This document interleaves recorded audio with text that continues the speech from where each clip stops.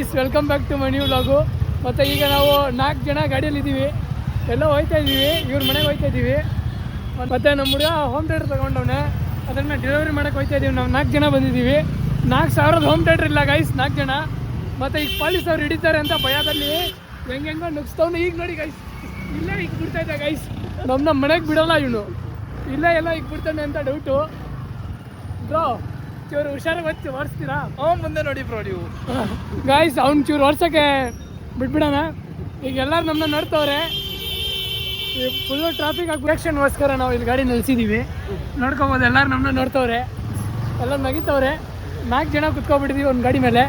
Sunroof guys, sunroof ನೋಡ್ಕೋಬೋದು. ಇದು private sunroof ಅಂದರೆ 360 ನೋಡ್ಕೊಳ್ಳಿ, ಎಲ್ಲ ಕಡೆ ಕಾಣುತ್ತೆ.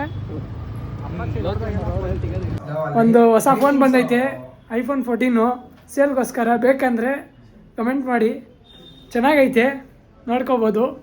ಮತ್ತು ನಾನು ತೊಗೊಳಕ್ಕೆ ನೋಡ್ಬಿಟ್ಟಿದ್ದೀನಿ, ಆದರೆ ತೊಗೊಬಿಡ್ತೀನಿ, ನಾನೇ ತೊಗೋತೀನಿ, ನಿಮಗೆಲ್ಲ ಬೇಡ ಬಿಡಿ ಗೈಸ್. ಪರ್ಸ್ನಲ್ ಯೂಸ್ ಬೇಕಾಗುತ್ತೆ ಬೈಕ್ಗೋಸ್ಕರ.